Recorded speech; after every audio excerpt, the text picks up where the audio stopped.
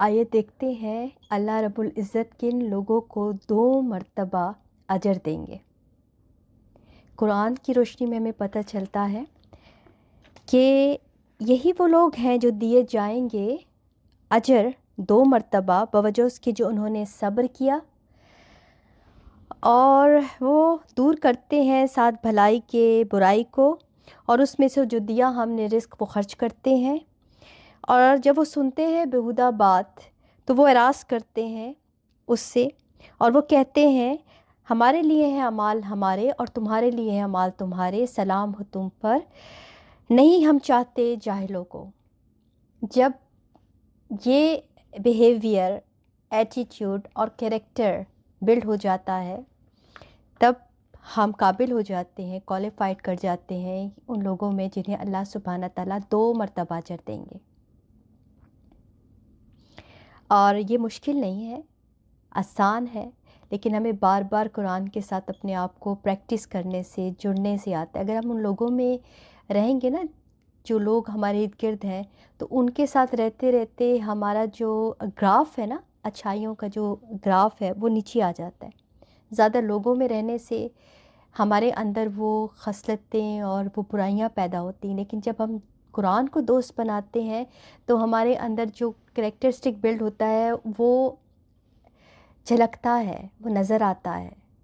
اور پھر جب ایسے معاملات آپ کے ساتھ ہوتے ہیں، سچویشن ہوتی ہے، تو اس وقت قرآن کی آیتیں یاد آ جاتی ہیں، ہمیں بچا لیتے ہیں، ہمارے اندر سے ایک پاپ اپ ہوتی ہیں چیزیں، ایک ریمائنڈر ملتا ہے ہمیں۔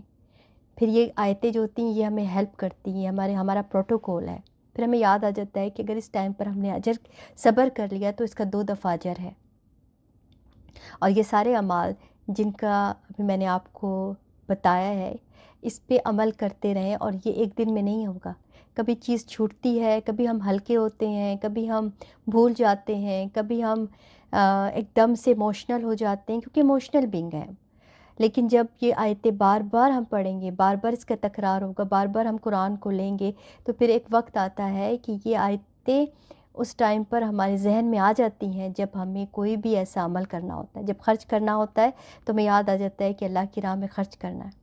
تو وہ جو کہتے ہیں نا کہ 2 سوچوں میں سے ایک کو پکڑنا، ایک الہام ہوتا ہے اور ایک وسوسہ ہوتا ہے، تو پھر ہم اس قابل ہو جاتے ہیں کہ ہمیں پتہ چلتا ہے کہ یہ جو الہام آیا ہے یہ وہ قرآن کی آیتیں تھیں جو ہم بار بار پڑھتے تھے،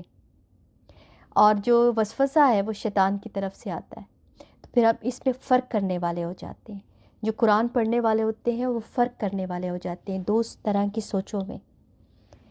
تو اللہ سبحانہ تعالیٰ سے دعا ہے کہ ہمیں صحیح معنوں میں قرآن کو سمجھنے کا، عمل کرنے کا، اور اپنی زندگیوں میں اسے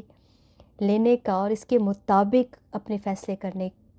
کی توفیق عطا کرے، آمین۔ السلام علیکم رحمۃ اللہ وبرکاتہ۔